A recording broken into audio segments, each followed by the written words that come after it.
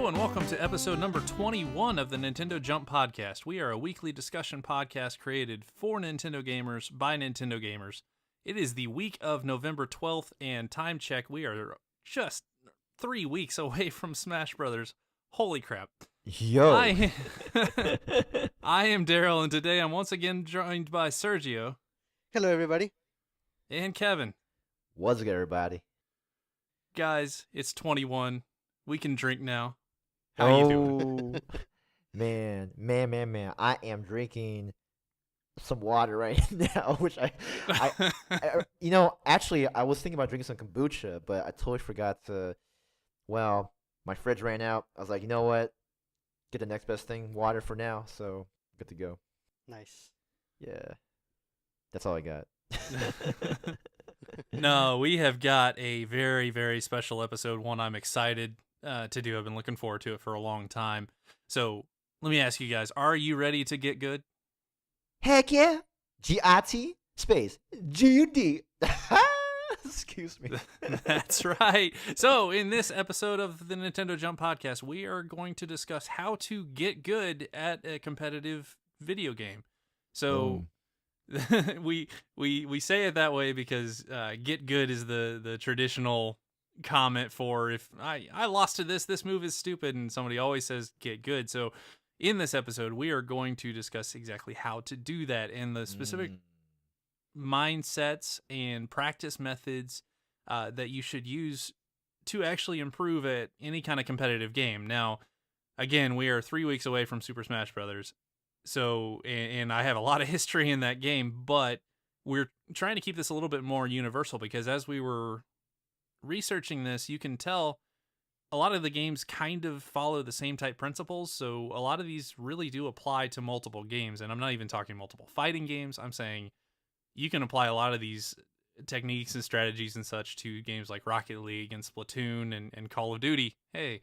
As well as the traditional like Street Fighter, Super Smash Brothers. So, as you're starting out and you want to improve, this is the episode for you. So, without further ado, I'm gonna jump right in. So, we actually have 3 topics ready for you. This is a lot of information, so just to try to break it up into easy to digest sections. The first section is gonna be the learning mindset. So we're mostly looking at the ways you should think and how you should focus on this video game, how the mind space that you should be in when you're trying to get better at something. The next section is going to be how to practice and play, which this section will actually deal with specific techniques for when you are practicing. What should you do? What should you focus on, etc. And then the final one is actually going to be when you are practiced up and you feel ready and you want to start entering competitions, whether that be like online tournaments or in-person tournaments. For the record, I definitely recommend it. Those are super fun, but that just kind of what to expect and what to gain from those. So let's jump on into the first one. So we're going to take a look at the learning mindset. So what you need to focus on when you're starting out learning a game. I'm going to start super simple. And this is a comment that a lot of newer players kind of, and actually some experienced ones kind of disregard a lot. And it's the most simple one you can. So here it is. Understand and focus on the high level goal of the game you are playing. That's it. So for example, the high level goal of Street Fighter is literally to do more damage to your opponent than they do to you. That's it. It's simple. The high-level goal of Super Smash Brothers is to KO your opponent more than they KO you. Now, offhand, they're both fighting games. They have very different goals, and I'll kind of get into in a second why they are different. It doesn't really matter how much damage you do in Smash Brothers if you can't land a kill, right? Right. And the high-level goal of something like Splatoon is actually to paint the ground or advance the Rainmaker or stand on the tower or so on. It is not to go after kills. Like, going after kills is a way to sometimes achieve that goal, but so many people focus on it so much. Like, a lot of players when they start out are just really focused on some wrong things, and if you start out that way, it really hampers your future training and such, because your entire mindset is wrong. Yeah, and I think the underlying notion of what you're talking about is that you just want to keep it simple. Because when you overcomplicate, what the goal could be, then you start getting lost in translation of like what you're trying to do. And so when you say stuff like, for Street Fighter, you're doing more damage than your opponent does, like you're keeping it simple. Okay, that is your goal. Now figure out, how do you build upon that? So, once you know the goal, you want to think about the small interactions that help you achieve that goal. What I'm doing contributing to the goal of the game? It's all about the building blocks. You want to break it down to just simple steps to achieve it. So, for example, in FIFA, which I used to be competitive, playing, back in those online days of just nonstop, everyday playing, even with my housemates. At a time when I didn't really know as much about soccer, when I did some wiki research and watched a lot of video, the important thing that I had to understand was how do I set up the shot to get the ball into the goal, and a lot of it was utilizing passes. So the small passing, there's a style in soccer called tiki taka, if I'm saying it correctly. It's like Yes. it's a Spanish style of, it's characterized with short passing and movement, working the ball through various spaces and maintain possession. Because in FIFA, when you're able to maintain possession, you have a better chance of making those passes and be able to set up your players to score a goal. And so when I broke those down, it made a lot more sense to me. Instead of just thinking like, okay, well, I gotta do this to do that, and then maybe do a long pass, and when you overcomplicate it, you just get bottled down, and break it down. That is the best way to do it. Right.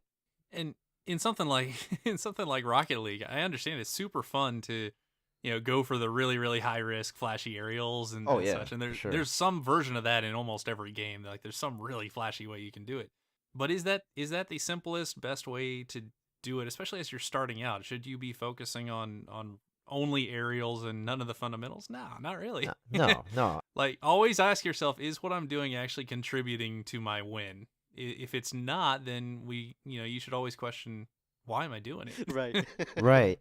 And thinking about like questioning why you're doing it, the best way to answer that question is just figure out, what are you using that makes you feel good? What does it feel good to you? So, like, say in Call of Duty, there's like so many weapons, right? There's like the rifles and there's the sniper rifles, the assault rifles, and like the SMGs and the pistols. Just choose something that you like at first. Like for me, I love the submachine guns where I can run around and shoot people in Call of Duty. And don't waste too much time wondering if they're good at the beginning, because if you focus on what you think what is good, it might not always be fun. Like, yeah, maybe sniping people from like long ranges, maybe it might be good, but is it fun for you? Like for me, it's not, because then I'm just standing there, like camping, and it's just not, it's not cool. Doing that Call of Duty. And but there are people who do like to snipe. So just whatever you think is fun, whatever you think feels good to you, go for that. Build off of that. Break it down to simple building blocks, and then that will help you achieve your victory, your goal. Getting those little wins is important. So Yeah, definitely. And then, eventually you're gonna get to that point where you pick a character class or a weapon that you really like more than the others. And then things get competitive even within the competitiveness of the games that we're talking about, because you can decide if you want to stick with that for a really long time and specialize in that character class or weapon, or if you want to branch off and say, okay, I'm good with this for this situation, or I'm going to try this other weapon, this other class for another situation that may come up. So those of you that know me, that you know that I'm only Pikachu only in Smash and rollers only in Splatoon 2. And for the Yep. record, I mean, that's the case, but I have fun. It's not like I'm forcing myself to only play these classes because these are the only ones I know. No, it's the most fun for me, and it's fun for me to specialize and to to say, okay, this is my best weapon, this is my best character. I'm gonna go all out. I'm gonna be the best Pikachu that I can be, and Mm. it depends. It's not gonna be the same for everyone. It might not be fun for you to stick with just one class or one type of weapon. If that's the case, then definitely branch off. The point of everything that we're talking about here is to have fun. So if specializing is not working out for you, definitely don't specialize. Branch off. It's just a Yeah. different way, a different mindset that might work for you or might not. Yeah, this is one of those areas that like the path to getting good is non-universal. And like what works for you is not going to work for the next person and so on. Exactly. We've tried to break these down as much as possible, but I mean to some extent like in this topic Sergio plays one character, one weapon. I play every character, every weapon. Is one way better than the other? Not really. I Mm. say if you do turn into figure out somebody that you really like and you have fun with and you specialize them, then you are learning a lot about that specific character, their matchups, what they're good at, what they're bad at, that kind of thing. Right. Whereas if you look at characters or weapons as a whole, like you play random box every game or something like that, you're getting a really good feel for what the game looks like, but maybe you're a little bit less deep on a character by character basis. So really neither's wrong. I would say at the start, if you're not really tied into one character, skip around, see a bunch of different ones just to see what you like. Like that's a really good time just to see, oh, okay, Mario kind of feels like this, Link feels like this, Inkling feels like this, Bowser, oh man, he's slow. Like it's Right. a really good time to learn that kind of what each character's good at. Well, when you learn about what each character is good at, I understand that there are what they call tier lists that exists, like with what characters can do, and how do you characterize what is good, what is bad? Well, yeah, so you need to understand that tier lists or power rankings or whatever you want to call them, that basically list these are the best characters in this game in order. They do exist, and Mm-hmm. that is a thing. I know you will hear otherwise from certain players, and there's reasons for that. But there will always be quote unquote good and bad characters, weapons, cars, whatever the game actually is. The point there is at a medium level competitiveness. Like if you're not talking like top 8 at Evo or something, tier lists are fairly negligible. Like that's not exactly true because some characters will still have inherent advantages here and there, but I'll say that the tier lists are designed for an extremely high level play. So honestly, when you're starting out, just don't worry about it that much. Mhm. Mm-hmm. If you're Mm-hmm. convinced that Yoshi is better than Bayonetta, play Yoshi. That's fine. That's not the wrong way to go. It's just not. The other thing that kind of ties into that, and this is probably, in my opinion, this is probably one of the most important points in the entire episode, and I really want to hammer this one. Go into every game with the mindset that nothing is quote unquote cheap or broken or overpowered. You hear those words thrown around so much by a lot of new players. I've heard that grabbing in Smash is cheap. I've heard that Link's spin attack is cheap, or Mario Kart Double Dash certain character pairings are broken and things like that. I'm here to say that if you kind of dive down that mindset, that is a toxic mindset that will actually Mm. prevent you from getting better, because every time you lose, you're not learning anything from it. You're just calling the other characters broken. Mhm. That doesn't help you. Making excuses. Yeah, exactly. And there are a few times in history, Akuma in Street Fighter 2. There's a couple characters in certain other video games that are just like really ridiculously powerful. Okay, fine. Those are characters are actually legitimately overpowered, but the number of times that's actually happened to the number of times people have complained about it is like a fractional number. It's not even Right. close. Right. So Mm-hmm. just Mm-hmm. understand, try to go into it to understand why a move worked against you and not just discredit it as, oh, that's too good of a move. Right. Right. And we're talking about mindsets, and it gets very tricky and interesting because you might be able to change them into. First of all, you have to understand what mindset you have. This took me a while, and it's actually one of my weak points still. So, for example, I have a very hard time being overly competitive against my friends simply because I know them, and When I'm with Yeah. my friends, it's more about having fun than really who wins. So if I really have to win, I kind of have to, like say, okay, I know it's he or she's my friend, but I have to change my mindset. I have to focus on the win, maybe a little bit less on the fun. It depends. It's going to be Mm. different for everyone, but if you're able to understand the mindset that you need to be in, and if you're able to switch them easily, especially, that's going to help you out in depending on the situation, whether you want to focus on the fun or focus on the win, it's going to help you out. Sure, and there's times for both. Like if Right. you're playing a bunch of friendlies with your little sister or something, like yeah, you don't need to beat her every round. I promise. Like there is a time for more laid back. Okay, let's literally pick a random box and get my worst character. Like, don't ever take it too seriously. But the flip side of that is if you do decide to pursue something like competitions, tournaments, whatever, be able to kind of flip the switch into the mindset that I want to win this and I can win this. Right. And that's something I've struggled with for a long time. I had to actually get over it, was actually being able to flip that switch within the tournament to no, I can do this. I can do it. There's an in between where if you have like housemates back in college, like me, where we would have just matches in FIFA, I think it's okay to be a bit more competitive because they're coming at you with their best game and you want to come with your best game. So I think that is an appropriate situation. So it really depends on the situation. Sure. Yeah. Right. Then you also have to remember to be patient. Being patient is key in a lot of these games, Mm-hmm. more than you can imagine. My prime example is Splatoon 2. When I first started, I wanted to be like right in the middle of the action. I was like, I want to be in the middle. I want to splat everybody, and it just wasn't happening.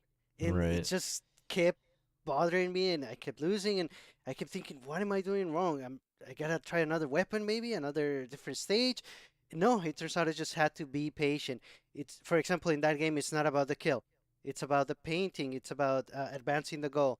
So if you want to focus on that, be patient and maybe don't get all the kills or don't get any, but as long as you're advancing the main goal and being patient and focusing on that, it helps a lot.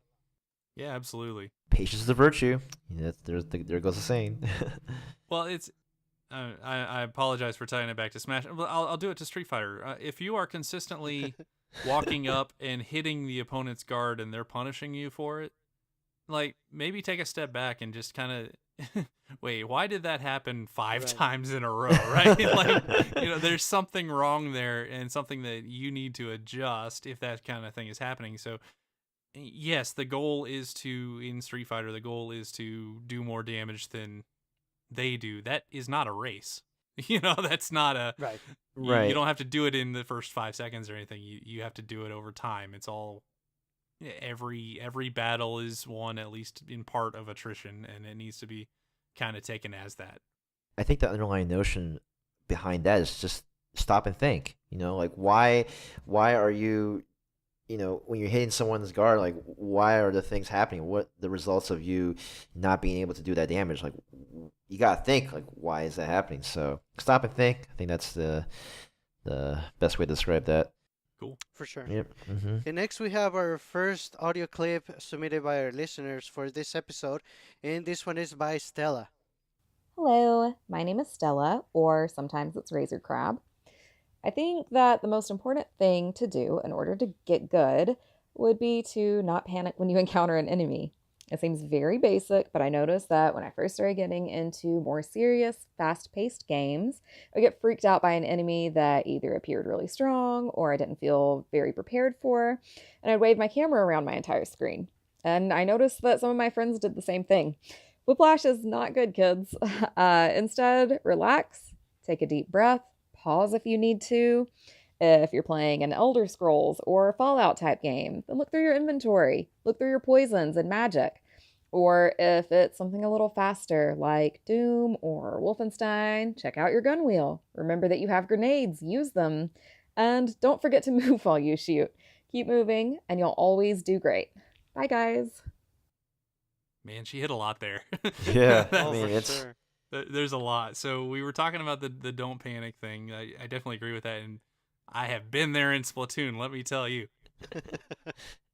Yeah. Also, the point that she kind of hit on that I don't think we've really included elsewhere is looking through the options that you have available to you at any given point. That is regardless of game. Like, in Smash you have X number of attacks. In Street Fighter you have X number of attacks. In Splatoon you have sub weapons and main weapons, or you could just swim away and not engage, that kind of thing. Like, you Right. always have a lot of options. Always. Definitely consider them. There is more than one correct answer most of the time. And then moving while shooting, yeah, movement is important in practically every game, so I'll hammer that in a little bit. Yeah, just with a small caveat that if you're starting out and you feel like you need to completely stop while you're thinking what you're gonna do next, sure, go ahead. Your first competitive matches, you probably are going with the mindset that you're not gonna win. You're there to practice slowly and build up to a certain degree of expertise at whatever game you're playing. So it's okay if you're not always moving, but keep in mind eventually you want to get to that point where you're always moving, even if you're just thinking what to do next, but you don't want to stay still. Yeah, I think especially in Rocket League, a lot of what separates the like silver and gold players from like the diamond and upwards players is mostly movement. To be honest, Hmm. the fundamentals don't really change. It's just how quickly you can get to the ball and your angles after that. So if you look at how to get better at Rocket League videos, a lot of it is just focused on how to position your car. Yeah, definitely. Because if you're standing still, you're not really helping your team. You always gotta be active. You always gotta be able to just figure out where to be and how to move into a certain space, especially in Rocket League. But then there's gonna be often times where, you're playing for long stretches at a time. Just take a break. Like for me, I think every 20, 30 minutes, just take that like 30-second break. 30 seconds is not that long, people. And just be able to take a breath, stretch. I love stretching in between breaks and or during breaks, and also just keep it healthy. For me, I try to maintain a healthy lifestyle with, getting the right nutrients. Playing the game, like whether it's sports or video games, it's about what you do before. How do you prepare yourself? Even, especially in video games, for me, like I know that if I have a good meal, like a healthy good meal before like a competitive match or something, I know I'm gonna feel great, feel good. You will play well. That is a general rule of thumb. Literally, no pun Yeah, intended. no pun intended. Yeah. Yeah. Also, I want to stress, like, definitely stretch out your carpal tunnel areas as well. Look those up. A lot of gamers, if you spend a lot of time playing over a large period of time and you start feeling some numbness in your fingers, that's why a lot of professional gamers actually really struggle with carpal tunnel issues, and it can be completely avoided by stretching and being aware of what you're doing with your hands.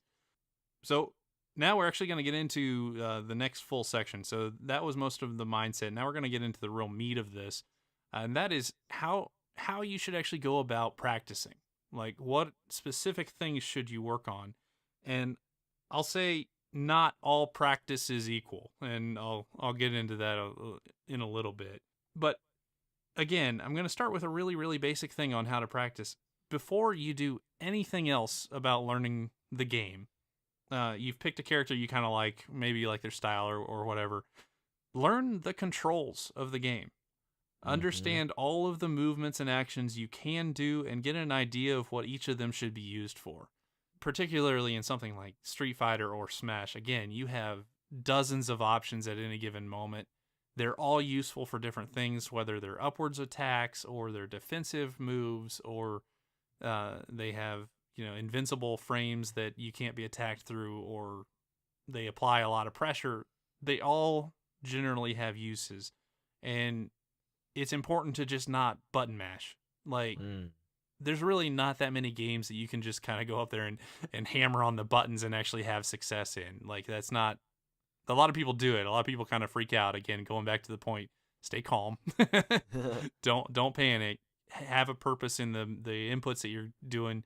You should always know, okay, I'm going to hit this button next. It's going to do this, regardless of whether you're off the stage in Smash or you're in the corner in Street Fighter or you're flipped upside down in Rocket League. There's a lot of scenarios like that. Don't freak out. Just have a plan and execute that plan. in a calm fashion. Kind of tying into that, actually, Dragon submitted another comment I thought was very nice about considering your hand position and the button mapping when you're playing. So he specifically was saying, if he holds controllers in a certain way, he just literally does better. That's not the first time I've heard that comment. Like, I've heard it a lot from smashers in how they control it. Some people use they call it the claw grip. Some people just use their thumbs. There's not really a universal best way to do it. It's just however it feels good to you. For example, in Rocket League, I play with Mario Kart controls. So all the controls are mapped exactly like Mario Kart instead of using the triggers to go in reverse, mostly because I didn't want to have to retrain my brain when I was playing those two games at the same time. But it worked out really well. Like, I can do everything that you need to get to a higher level. It feels comfortable. It's easy for me to react back to where I was having a little bit of trouble with the initial controls. Definitely take advantage of button mapping if you have, special preferences, whatever you like. That'll be the first thing I do in the new Smash is go set my controls, and I definitely recommend you do the same. And, I mean, I'm not the only one who does it. So anytime you go watch videos, there's a video out there of Mewtwo King, the pro level smasher, playing Ultimate for the first time, and all he's doing is just moving around and feeling how the controls feel. And I thought that was extremely powerful because, I mean, it's the thing that a lot of us do immediately. Initially, we see what every button does, what it looks like, what it feels like, and we try to make a snap judgment of, oh, okay, this kind of makes sense to do this. And I definitely recommend everybody does that instead of just running and hitting A and not really knowing what that's going to do. Yeah, and that's a really good point. Actually, an example would be the up tilt in Super Smash Melee. Well, back then, I want a very reliable way to make sure that I can do an up tilt on from the ground without having to jump up and then do the up tilt. So having button mapping that was just great because then I had a reliable way of knowing that, hey, I'm going to do an up tilt from the ground without having to jump. I can rely on that. I can depend on it. The control's there. So just things like that really do help your game get a lot better. So yeah, definitely. We also have a couple of comments from listener Lama Libre.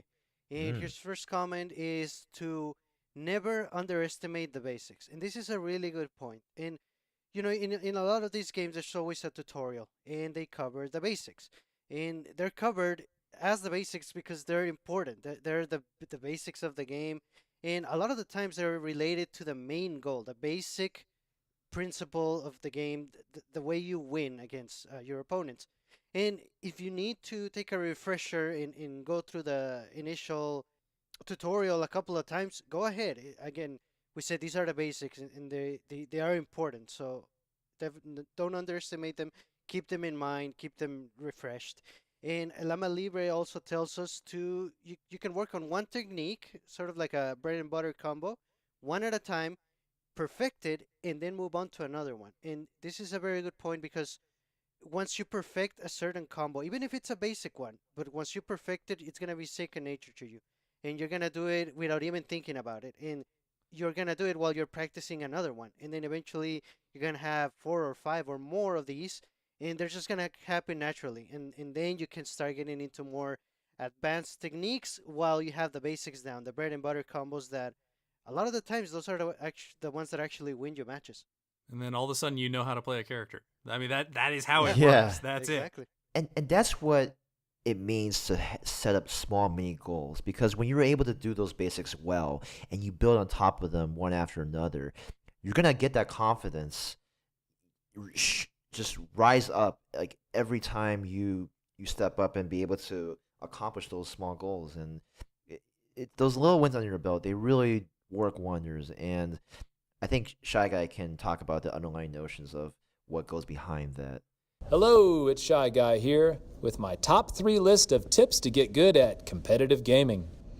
Number 1 is to embrace the grind. You have to put in lots of practice and lots of time. You don't go to the gym and do a single bench press and expect to be strong. You keep going back until you see results. It's the same with gaming. You got to keep practicing, keep putting in the time, be patient, but I promise the results will come. Number 2, while you're putting in all that practice, you want to practice with a purpose, focus, work on specific skills, hone in on certain strategies, and then over time, you'll build a masterful skill set that'll really improve your gameplay. And number 3, perhaps what's helped me the best over time, play with people who are better than you and accept their advice and criticism. Don't take it personally. They're helping you get better.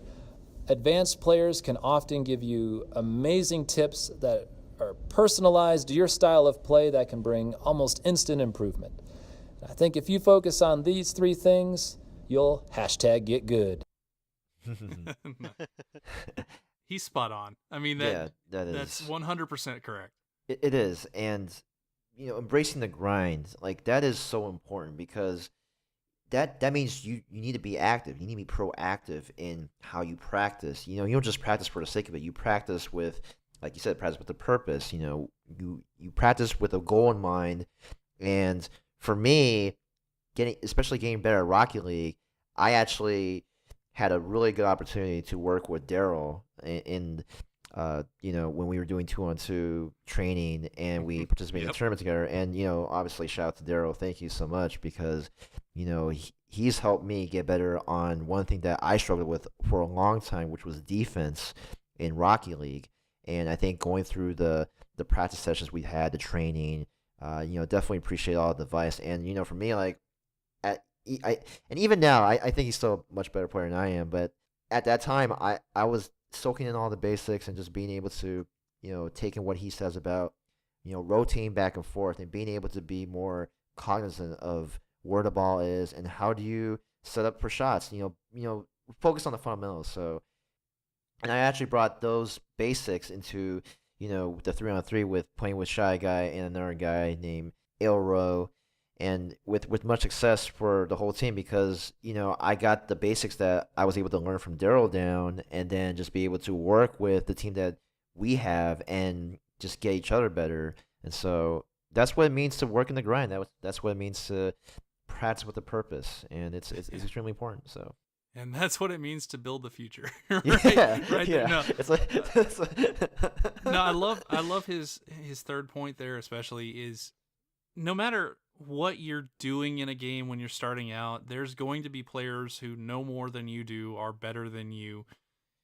I mean, with very, very few exceptions. Like, if you pick up a character, I almost guarantee you there is a best player of that character who in some way shares that with you, whether it's just through videos of that person playing or preferably videos like ESAM actually produces a lot of videos on it.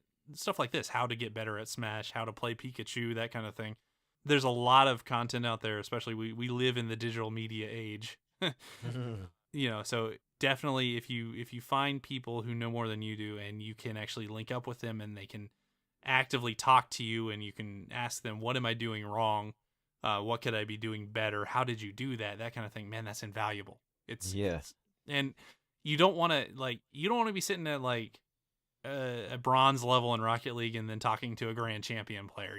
Pick somebody who is reasonably better than you, who can lead you through the next steps, and then keep kind of moving upwards with them. Yeah. Mm-hmm. And you're asking for advice, so you're gonna get it if in take it the right way. Take the proper criticism, make the most of it. The person that is giving you the advice is telling you the different things to help you out and to improve you with their advice. So don't take it the wrong way, but also don't convince yourself that you can improve on your own, which is it's true. But if you ask, you're gonna get like Shy Guy said, you're gonna get a specialized advice that is gonna help you much faster.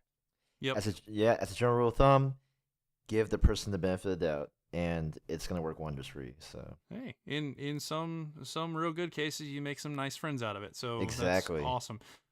Now, what he said about embracing the grind, I agree. Getting better at a game takes a lot of work, but you want to be sure you're doing it the right way. So let's tie into our buddy Napping Rat, who also has some audio for us to listen to. Hey, this is Napping Rat from the Duck, Dog, and Wave Discord server. I recommend that beginners focus on practicing productively rather than just practicing for super long durations. Don't power through the frustration after you've lost confidence. Use that switch capture button to record what went wrong, and then go watch it. I've found that I'm practicing bad Splatoon habits that I already knew weren't effective, and this is much easier for me to see in a video after the moment of frustration has passed. Mm-hmm. Perfect. Like, so often you see people, man, I put 100 hours into this game and I'm not getting better. If you never really solved the initial frustrations and the initial mindset, you never really got given the direction of you're doing this incorrectly, that kind of thing. You're just practicing and just, I mean, you might be gaining some small amount of knowledge or something, but without the right mindset, without the right methods, it almost is counterproductive to you. Mm-hmm. The more you practice and kind of reinforce these bad habits, that this is the way I should go, the harder it is to break those. And that becomes, when I was first getting into the larger Melee tournaments, I had a ton of bad habits and they took me years to fully break, just because I was playing against stupid computer AI all the time. It's a thing. I mean, definitely focus, if you want to get better at the game, definitely focus on what you can do to get better, what you did wrong, how you think you could adapt to that. I love the Switch video option because it's perfect for that kind of thing. Right, right. Mm-hmm. You get splatted in a bad situation in Splatoon. Okay, capture that and go back and watch the last 30 seconds. That's a lot of info. Yes. Yeah. So you can see exactly what happened. And it's valuable resources right there when you watch yourself play after just the replays, and it's like, oh, okay, maybe I could have done this better. And yeah, like it may not be the ideal video that you want to watch. I mean, obviously it's nice to watch yourself, get a good win, but I think it's more valuable. Dominating. Yeah, dominating, right. But I think it's actually more valuable to watch when Yes. you're having it tough, when you're losing, because that's the stuff that you want to see or you need to see. Maybe not necessarily you want to see, but Right, what you need right. to see. So And I'll say Super Smash Brothers always has a way, and the new game Ultimate does have a way to record full matches. So you will be able to record full matches and watch them back. I definitely recommend doing that on wins and losses and see every time you got hit, why you got hit, what you could have done differently. Sometimes there is no better option. Sometimes it just happens. Right. right. So I'm not going to say everyone is completely your fault, but as long as you understand that, you're like, oh, I jumped in, hit shield, and got grabbed for it 20 times this match. Like, as long as you can kind of focus on that, that is the right mindset to have. Right. And we have another audio submission by Chewy. And his comments stay into what Napping Rat said, so let's take a listen. Hey everybody, this is Chewy Plays Nintendo, and I actually do a podcast with Sergio called Haken, an Animal Crossing podcast. But today, I'm not going to be talking about Animal Crossing. I'm going to be talking about my second favorite game, Splatoon, specifically Splatoon 2. So when I first played Splatoon, I loved it, and I knew that I wanted to play this in a more competitive setting. And that's surprising because I don't typically play shooters, nor I still don't play them. So Splatoon's basically the only shooter I play. Regardless, I started getting into the ranked modes, which are the more competitive aspects to the game. And the first day that I played, I did not win a single game. I literally lost every single game in ranked mode that I played that first day. And I think for anybody starting out in competitive play, especially with a game that's been more established, this is kind of how it starts. I'm not a beginner's luck kind of person. I really have to practice and get better at the things I try. So playing the game at first, I just realized, okay, there's a lot for me to learn, and there are a lot of people who know a lot more than me. The one great thing about that is that these people often share that knowledge. And so I would say when you're getting into a game, especially competitively, start learning from people. Learn and look at the basics. See essentially what they feel is great as a foundation for you to know when you're playing the game. So start with the basics, learn as much as you can, and get deeper and deeper in practice because, like I said, it's going to be hard. There are a lot of people who have been playing for a long time, and yeah, it's just hard to keep up with them because you are essentially starting from scratch, whereas they've made a lot of progress over the years. So, like I said, at this point, I've been playing Splatoon since, I don't know, 2015, a little after it came out. So it's even when I picked up the game, it was a little bit later. So a lot of people already had a lot of experience that I didn't have. So there are a lot of resources out there to look into. The next thing I would say is if it's a game that is very team-oriented, such as Splatoon, play with a team. Like, join a team. There are tons of different levels that you can play at and start with. So, yeah, don't be afraid to just hop in there. I know the first tournament that I ever played, I played against, probably at the time, they were the number 1 to number 2 team in Splatoon in the West, and we got our butts handed to us. And while you'll still run into that, I think overall, as you get more ingrained with the community, as you learn more about the game, you're going to find people who are more at your level and you'll be able to play with. So I play on a team called Arctic Fury. We practice twice a week. They're practicing right now, but I'm currently a sub because I don't get to play as often as I used to. I've got a different job and things like that. But when I do get to play, it's fun to be able to play with my team and feel like we are at a level that is comfortable for us. So yeah, join a team. Don't be afraid to practice. You're going to lose a lot. Get used to that. Try not to get too salty, but just recognize that when you lose, specifically with Splatoon 2, I know one thing that helps is that I have a capture card and I can watch my gameplay and see where I went wrong, what mistakes I made. It's still just as easy to do that in 30-second segments. Like, find those portions where you're getting killed or losing a match and record that really quickly, especially like with the Switch. It's so easy to do. You hit that capture button and it'll record the last 30 seconds. And typically in those 30 seconds, you can see what you did wrong. Like with a Splatoon match specifically, they're only 5 minutes long. So if that, I mean, you could get knocked out faster. You can knock them out faster. But 30 seconds of that 5-minute match for you to look back at and kind of try to see what you did, that's going to help you a lot. So yeah, that is all of my advice. I hope this helps. And like I said, get used to losing. I lose all the time still, and I've improved a lot. But yeah, you're gonna grow. You're gonna get better, and it's gonna be fun. Just have fun with it. Man, Yep. there we go. And I really like what he said with the notion of, just humble yourself, because you're going to take a lot of losses in the very beginning, but as you build up your skill and be able to play with a team, which always helps, and watch your recorded video gameplay, I mean, that stuff is invaluable. And especially if you really care about a certain game that you want to get competitive at, I mean, yo. Right. We talked about making the most out of your losses, and eventually, thanks to the Switch and to video recording, you can go back and say, okay, so I lost here. What did I do wrong, or what could I have done differently to avoid that? Eventually, you're gonna get to a point where you can think about that right after you lose within the same match, so you can start fixing your mistake before it happens again. And eventually, we want to get you to that level where you're going to be thinking on your feet, you're going to be thinking quicker, and you're going to be able to fix these mistakes so they only happen once, if at all. Yeah, and that's huge, especially in fighting games where you have very similar interactions over and over and over.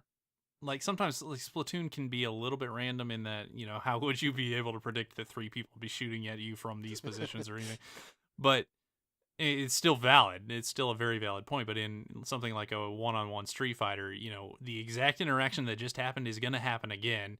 The other person might do the same thing or might do something different. But if you are actively thinking about, oh, he likes to do this move, then, well, guess what? You can start punishing that move, and then you get an advantage on him. It's that's the basic concept of how to mind game somebody. Is right. Just to, kind of play chess a little bit. Like, not necessarily chess, but just plan ahead a couple moves and see what you think they're going to do if you jump, And with those, it's good to write them down. Like, for me, like, sometimes I forget stuff, like what I see, like, in, recorded video gameplay. And, like, I was like, oh, wow, it's cool. I want to be able to take that and put it in my game or something. But I forget, so I write it down. I have a notebook. I actually have a notebook here, and I would actually write stuff down of the game that I'm playing and, like, just little tidbits of, like, what what I need to notice, what I need to keep in mind. It's always nice to do that. I actually do it in real life, just in terms of like my career and like learning things like on the job, just things like that, because you never know when you need to have that information handy, and just to have a constant reminder of like the tactics that you want to use, like especially in FIFA for me, like I know there are certain things that I want to do in a situation where, I want to do that 1-2 pass. I want to be able to put myself in a position where I can do a finesse shot and it will go in. So just things like that. It does help. Yeah, I've seen people bring notebooks to tournaments and Yeah. and write stuff down. Also, with regards to watching videos, they don't only have to be yours. Exactly. Yeah. It doesn't have to You be. can watch the Evo top 8 videos and watch them twice, one for each character, and try to understand what they were doing or trying. Like, okay, this person jumped here. Why did they do that? What were they thinking about? Try to put yourself in the head of these really good players, and that can also help. I know I've seen, if you know, PPMD, one of the very, very, very good Melee players, definitely recommended doing that. Is just, watch videos, put yourself in their head, and try to understand them. Every pro player does that about their competition, so it's got to be worth something. Yeah, and you never know. Maybe you could take something from them and put it into your own game, and like voila, like you just gotten better for Yeah, Right. for free. for free. I mean, all this stuff is on YouTube or Twitch. It's literally free to get. It's awesome. Yeah. And it's true, when you write something down, you kind of put it into deep memory instead of Hmm. just saying, "Oh, I'll remember to work on that," and then you don't because you Right. didn't write it down. So definitely take notes. I remember in back when Super Smash Brothers Brawl came out, and we were finally able to play that game online, but it didn't really have record of your wins and losses online. I would actually write them down, and it Mm. encouraged me to play better, so I could write more wins than losses. And Nice. that may sound silly, but it's true. It encourages you to, okay, I'm playing to win, so I don't want to write that I lost, so I'm not going to. You just find yourself getting super angry after a long no. Right. Don't do that. Don't do that. No, no. And I want to say, like, what we're talking about, watching videos, thinking about the head game of practically every game, is actually more valuable than fighting against the computers. I definitely recommend not practicing too much against any bots or AI or CPUs or anything like that. The reason is inherently those things are dumb, and they're going to always do the same things at the same times. So you learn, whether you're conscious about it or not, you learn to punish what the computers are doing, which is dumb. And then you wonder why it doesn't work on real people who actually adapt to you. Right. Right. This one's really personal for me because this one is what I was talking about earlier. It's a lot of the habits I gained over the very early years of Melee when I was but a wee lad was against computers, and I learned a lot of bad stuff that way, and it took me a long time to break. So definitely recommend, you can do it a little bit to mainly get a feel for what the characters that you're playing as play like, Right. that kind of thing, but don't after a certain point, don't use it for any kind of mind game thing. Use it for like combo practice, that kind of thing, but that's it. Yeah, and this explains why a lot of games don't even have the option to play against bots, like Splatoon 2. And Yeah. there are a couple of games that do have that option, but definitely try to avoid it. It's a lot better to play against people online because, like you said, people can change their mindset and change their strategy on you like within seconds, and you don't expect it. But once you see it, you're gonna start to learn how to react to it, and it's pretty crazy. And you're gonna learn to do that as well and trick people out. And this is a And lot easier to do in this day and age where most games have online play. Mhm. Like yeah. I would recommend jumping online early and often instead of playing against computers. And this is a good way to practice with a purpose, because you have to be able to adapt to different situations. You want to be a dynamic player. You don't want to be a static player. Static players will only practice against bots, but a dynamic player, one who's able to adapt, is be able to play against many different players. So always keep that in mind. And then once you're comfortable with, we've talked a lot about getting comfortable with your character and getting comfortable with your controllers. Once you get to a level that when you hit a button, you know what your character is going to do, then you can start actually, as you're playing, watch your character less and less. And that becomes extremely important when you're playing against somebody. You want to actively watch them and what they're doing rather than your own character, because that allows you to make these mindset shifts on, okay, they jumped now for this situation, so next time this situation arises, I can punish the jump because they'll likely do it again. I think that is a hard thing to do, to kind of stop watching your own character, but it's one of the biggest pieces of advice I can give you, especially for a game like Smash or Street Fighter. You want to focus on what your opponent is doing. Yeah, and when you're focusing on what your opponent is doing, naturally you learn, as what our homie Dragon would say, learn when to take risks. When you're not going to be able to learn unless you take those calculated risks of like moves that you can use against your opponent. I think it's important to, I mean, just like in life, where you make decisions that can alter, what you do during the day or for the week or the year. You want to just learn how to take risks, because if you don't try, you're not going to learn. So.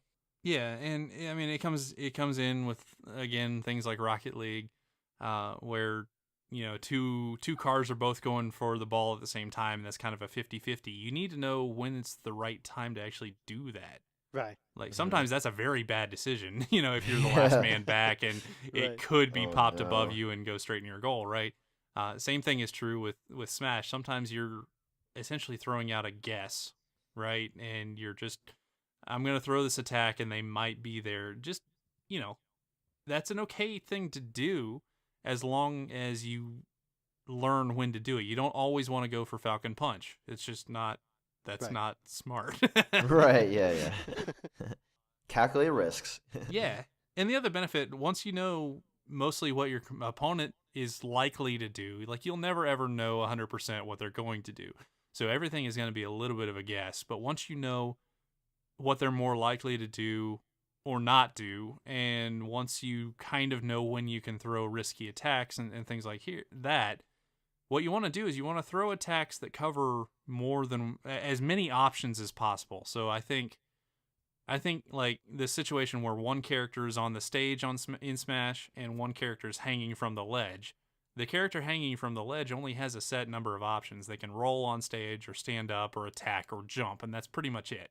So if your character has something like this large explosion attack that would hit the stand up and the jump, and then you wouldn't be all that vulnerable to if they roll in or something like that, you want to throw that kind of attack.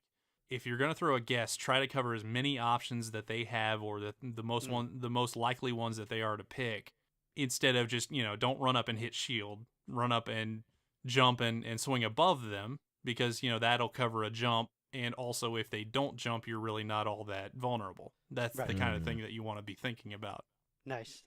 And we kind of said to find a niche or a specialty that you excel at, but it goes beyond just the character or a certain class of character or a type of weapon, because you can kind of tell, okay, I kind of do better at offense than at defense. Then focus on that. If that's your forte, that's fine. Go with that, regardless of the weapon or the character that you use. You can sort of find a niche or an area that you do better at than another one, and focus on that and go with it. And another kind of interesting point that I kind of found on accident is that you can train your senses individually. And just to give a little bit of background on that, for example, I like to listen to music when I play games. At first, it started in between matches of Rocket League, and then at some point, I just said, you know what, I'm just gonna keep listening, and I'm not gonna listen to the audio in the game. Yeah, very boring, huh? So it got to that point, and I do that with Rocket League now, and then I even said, you know what, I'm gonna do it with Splatoon 2, and that was a little crazy, but but believe it or not, it actually works, because for example, for me, I don't see as well as most people, and it forced me to really, really pay attention to what's going on the screen and to really look, because I don't have the benefit of audio, which I rely on more than most people. So it was a nice and very interesting way to train your senses individually. It may also be worth to sort of just listen to a match or to videos of a certain game that you're trying to get better at instead of looking at it. Because when you're only listening, I think it's a little bit easier to kind of get a good timing on combos or items that take a very specific amount of seconds to load or something.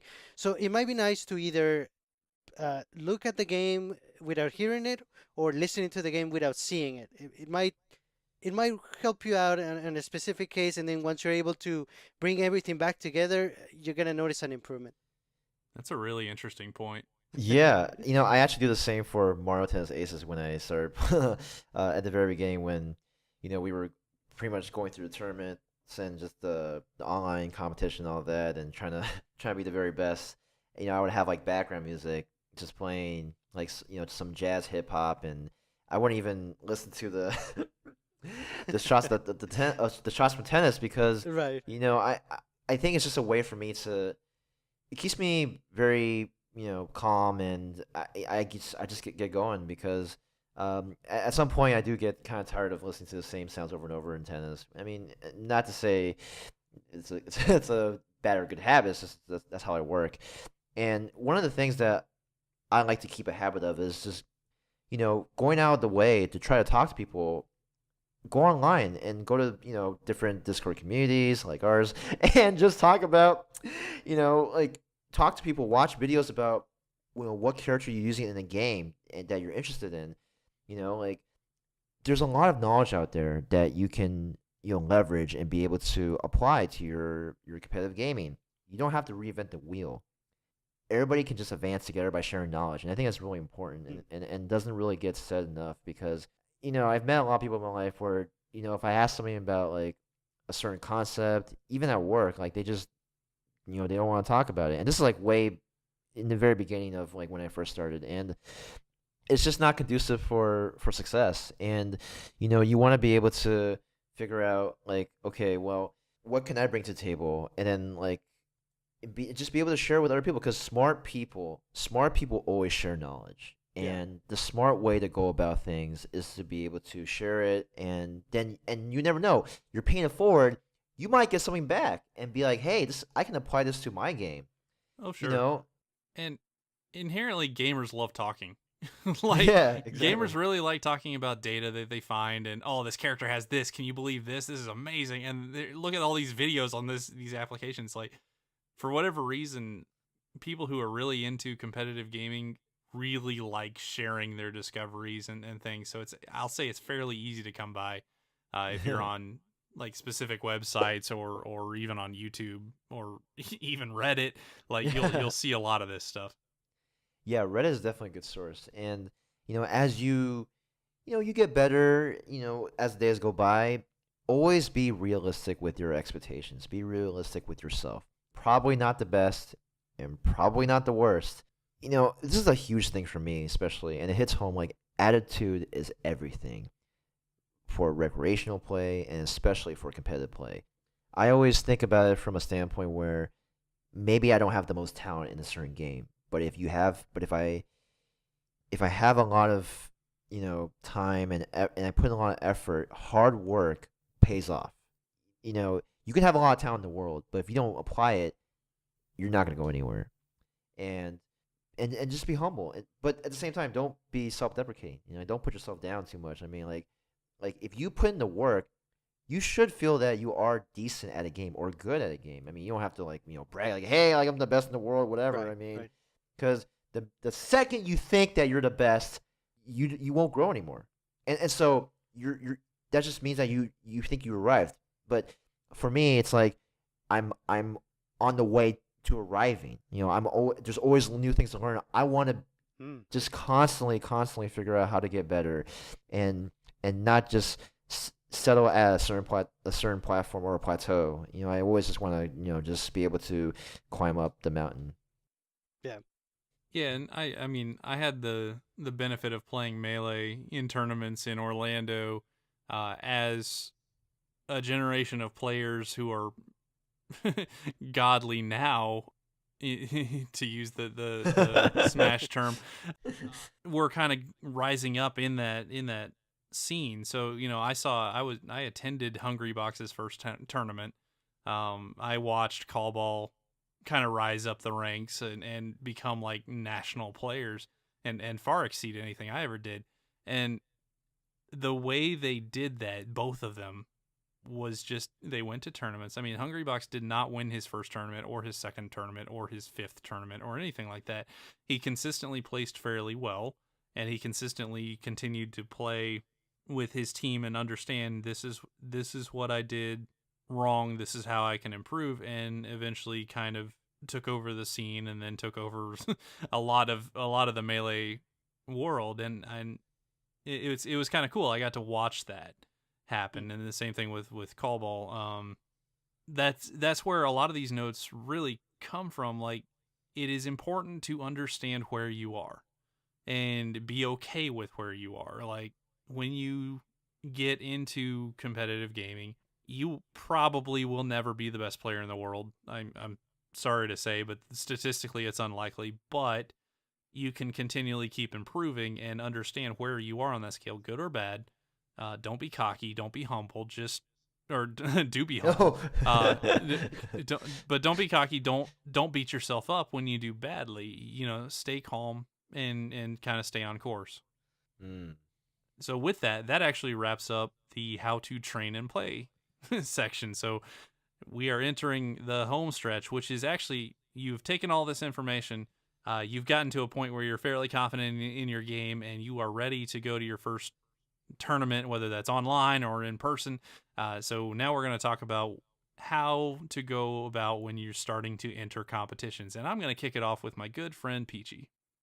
Hey guys, it's Peachy. I'm speaking from a competitive fighting game perspective, but I imagine some of these suggestions will apply in other games as well. First, I'd recommend learning the standard rule sets for the competitive game you are aiming to break into. Every community has a standard rule set that are normally followed across all tournaments, local and regional. The most effective way to do this is to probably attend an actual tournament. Not only will you learn about the standard rule set, but you'll get an opportunity to observe the local community, which is often a fair representation of the community at large. Second, do a lot of research. For a game such as Smash Bros., I really became invested in one particular character, which was Luigi, of course. So I would spend a lot of time looking up pro players who use Luigi, learn how to best utilize his moveset, watch videos about favorable and unfavorable matchups, and then just started applying this knowledge to how I played the character.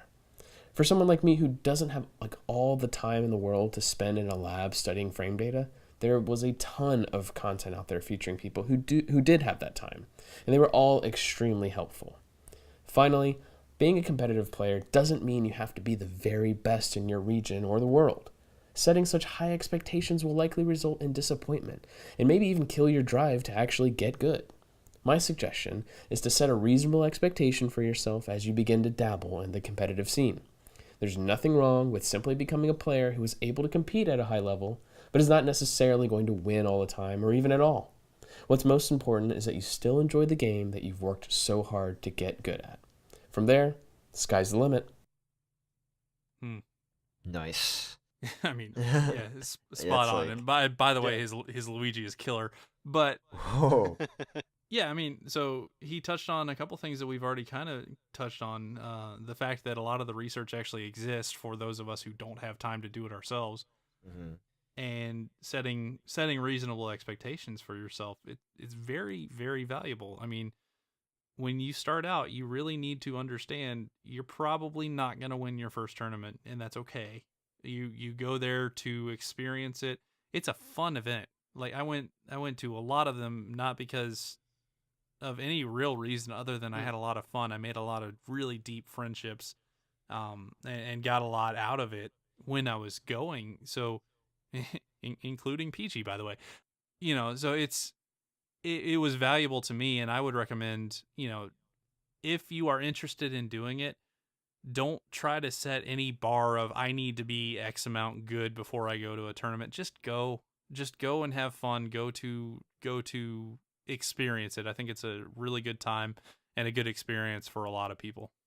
Yeah, and I like Peachy's point that, you might be thinking, well, let me look into it. How does it work? What are the rules? just go and you're gonna learn it there. You're gonna have fun. You're gonna get a feel for it, and you're gonna learn the rules, the rule set of the game, and you're gonna see what works, what doesn't, what's allowed, and then with that knowledge, you can go again and keep improving your attendance to these awesome events.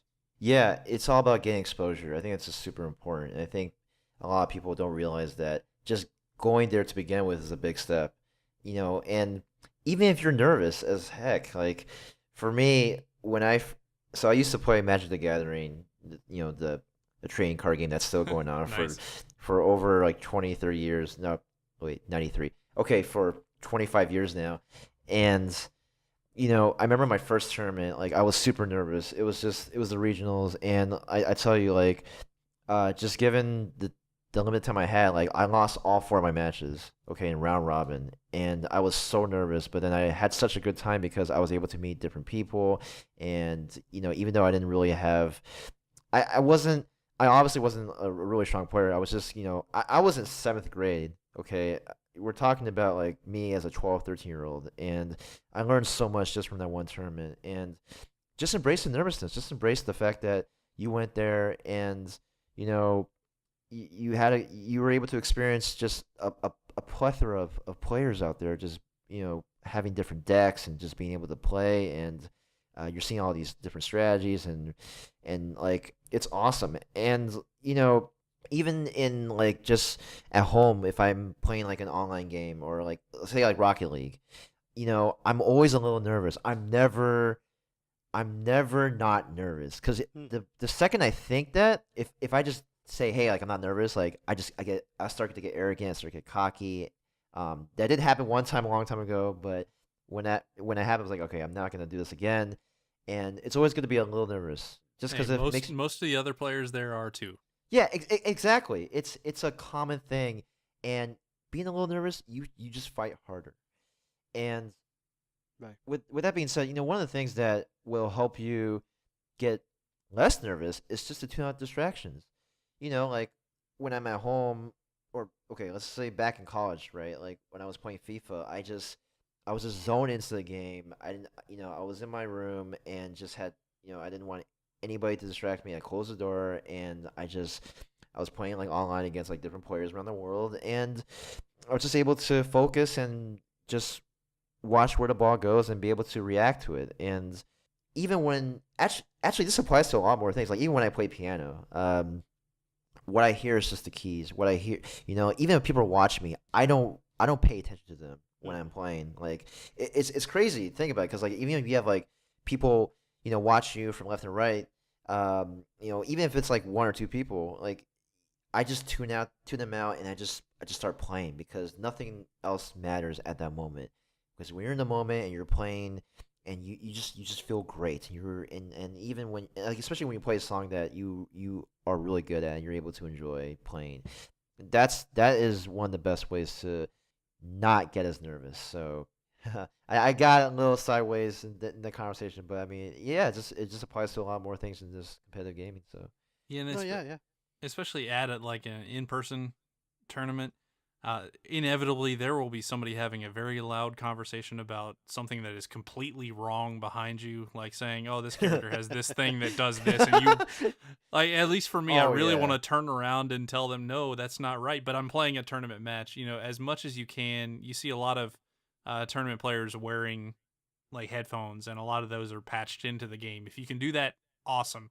Unfortunately, where I've kind of been, a lot of times I can't even hear the game, so that goes back to Sergio's points about the sensory deprivation when playing certain games, and it does screw with me a little bit.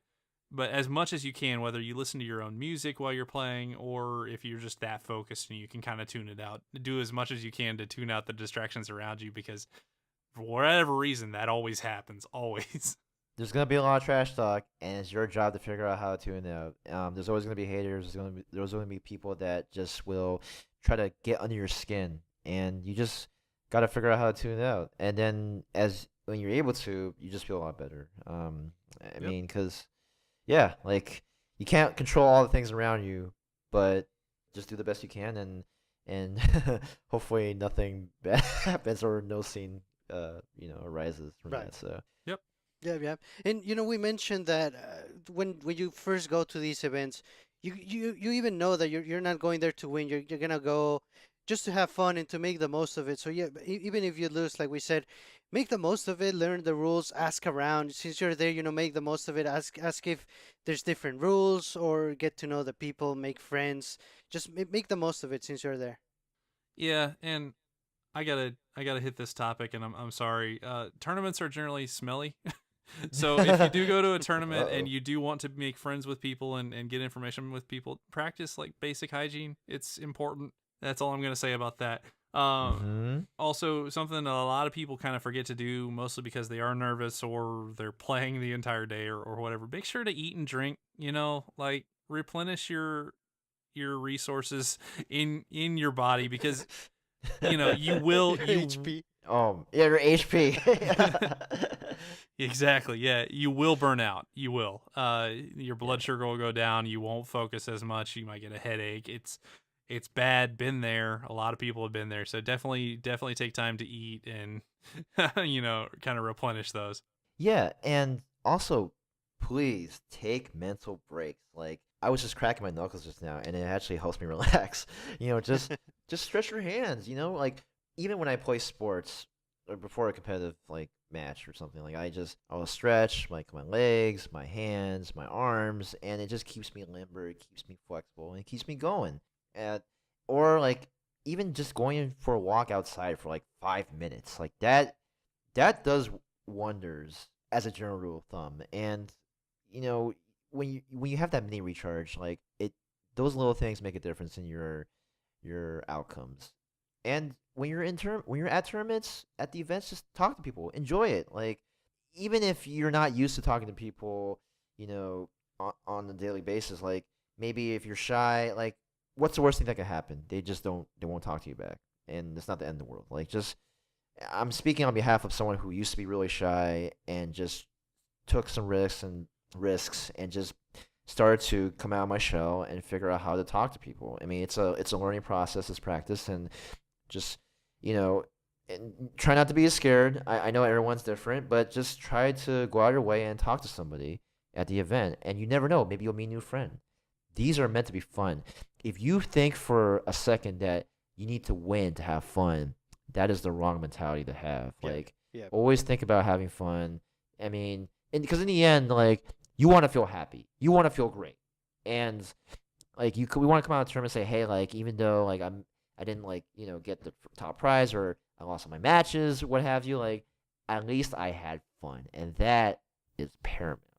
Yeah, for sure. And we're encouraging everyone to try out these events and to go at least once or twice and make the most of it. But if it turns out, you've been to a couple and you just don't enjoy it, then that's completely fine. You don't want to get burned out. You don't want to keep doing something that you're really not enjoying. And that's completely okay. There's online gaming, like we said. Most games now have online. You can always find local people to play with if you're not too into like big group events and you want to keep it more with local friends. That's definitely another option. And also, like we said, playing people online. So uh, find whatever way to play competitive games that works for you and run with it. And now, of course, sometimes you'll win, sometimes you're gonna lose, but regardless, be a good sport. Even if you lose, it's disappointing, but it's just part of the process. It's all about learning. And like Kevin said, fun shouldn't be just about winning. We're talking about this episode about getting better at competitive gaming, but the focus that we want to point out is it's have fun. You're gonna get there and you're gonna win more, but the focus of everything that we should do in life is to have fun, and that includes the games that we play, whether we play competitive casually or we really want to go on the top tier. Just have fun. That's a key part of everything. And I just want to add on to that, like when you say be a good sport, like the people that I admire in life, when like sure it's easy to react like really excited when you win, but I really look at people who react when they lose. Like what kind of class do they show? The ones that really show good class and who are able to take a loss well, those are the people that I admire, because they know that's a process. They know that, hey, it's okay. It's not the end of the world. And those are the people that I think, that's how you take a loss. Like, hey, good game, without any sort of like, any sort of like expletives that make it personal, like just I mean, and it does happen. Like, Oh man, that character's broken. or my controller's broken. No, I mean it's like, or you say like, oh, that character is cheap, or Yeah. f You got lucky. or yeah, Again, don't do this. Don't do do any it. of this. Or you cuss someone out. Like, I think the character of a person in competition, you're judged by how you lose. It's like I said, it's easy to react when you win, but when you lose, that's when you show your character. That's when you show who you are as a person who's able to just, brush it off and move on. Yeah, I mean, I think one of the main reasons I encourage people to go to tournaments and actual events and try to get in that, I think it's a good experience for people because there aren't that many situations like that where you are head to head against somebody and win or lose, these are still people. These are still your colleagues and friends and peers and things. And I think it's good human experience to be in some friendly competition and experience wins and losses that way. And I think that's definitely a part of the human experience I think everybody should have at least, once or twice. Yeah, for sure. I mean, I feel like the more you're exposed to tournaments, the more familiar you'll be, and it'll apply to your entire life. I mean, you're gonna get exposure, you're gonna get practice, and then later on, when when you play a different game that has some of the same competitiveness, like you'll be prepared. You'll know what to expect. And now, obviously, there's gonna be different games in the years to come, but I think with Super Smash, for example, like, I think as Daryl has alluded to, even from the previous episodes, like there is a good community out there, and Oh, yeah. it's there are people out there who are willing to help you out and who are able to just be very friendly with you. I mean, as long as you put yourself out there. So just always just keep that mentality of, hey, like I'm gonna find a way to have fun and don't take it too seriously when you lose. And don't get me wrong, there's some jerks out there too. Just ignore them. They'll eventually go away. And I mean, so to kind of cap this off, as long as you want to improve at something and you follow as much as you can the basic fundamentals on how to improve on something and not just beat your head against a wall or something, you're never going to be done improving, right? There's really not anybody in any sport or game or event other than maybe bowling that has reached perfection, right? I mean, perfection is just kind of this unattainable thing in many cases, so there will always be something to learn, always something else to strive for, even if it's a different game. That is awesome. Like Smash Ultimate is coming out and I am excited as all get out for it because this is new, it's fresh, it's something else to kind of sink my teeth into a little bit and experience, and I hope you'll all be with me there too. I definitely am excited to experience that. But that's actually it. So that is our list of all the things that you need to take into consideration. Yeah, right. When you're trying to get better at, or get good, I should say, at competitive games. Now, obviously, we did not cover everything that you can possibly think of. We did not cover very game-specific things. There are other places to find that info. One of those places is this Reddit thread that is kind of a compilation of a ton of articles, and I mean like so much information. It was posted like 3 or 4 years ago. I will link that in the show notes if you really want to just waste some hours reading stuff. I will have it available to you. But these are the high level things that we thought, based on observations and actually experiences at trying to get better at games. These are the things that are important, and they're the things that a lot of beginners don't quite get. So as you're trying to start out, and even as you kind of are graduating from a newbie in a game to a more moderate or even competitive player, a lot of these things still keep applying, and a lot of them get missed by the vast majority of players. So I hope this has been helpful. It's been a lot of fun for me. Shout out to all the people who have just brought in your tips, and even especially the voice messages. Like I love those, especially for the people that we've known for a while, or even the people that have joined us recently in our Discord community for the past month or so. Like it's nice to put a voice in the name, and especially for me, I like doing voice messages. So even in real life, or with my like friends and obviously you guys. So. Yeah, keep them coming because I get a great kick out. I actually got a great kick out just hearing people. I really enjoyed it. Oh Actually. man, it was like.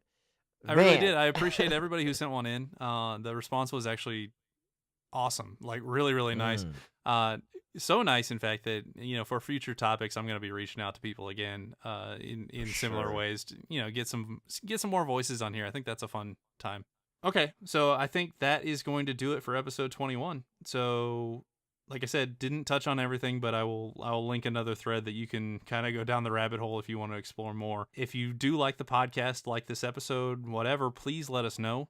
You can find us on Twitter and Instagram at NintendoJump. We also have Facebook and Discord groups that we'd love for you to join. Our Discord group in particular is actually rather active with some cool people, many of which spoke up today. So, definitely join us and we'll have some fun, especially as Smash comes out and we start organizing our own tournaments. That is right, tournaments, plural. If you have any comments or questions about the show or future topic ideas, please write us at NintendoJumpPodcast@gmail.com. We also want to ask that you please give us a review at your podcast app of choice. It really helps people find us. We've stalled a little bit on some reviews, so if you guys can write us a review on iTunes or wherever you listen to us, we'd really appreciate it. It helps us out a lot. But with that, we're going to jump on out of here. So once again, this is Daryl, and for Kevin and Sergio, I want to thank you for listening. Thanks, everybody. Goodbye. Take care, everybody. Bye-bye.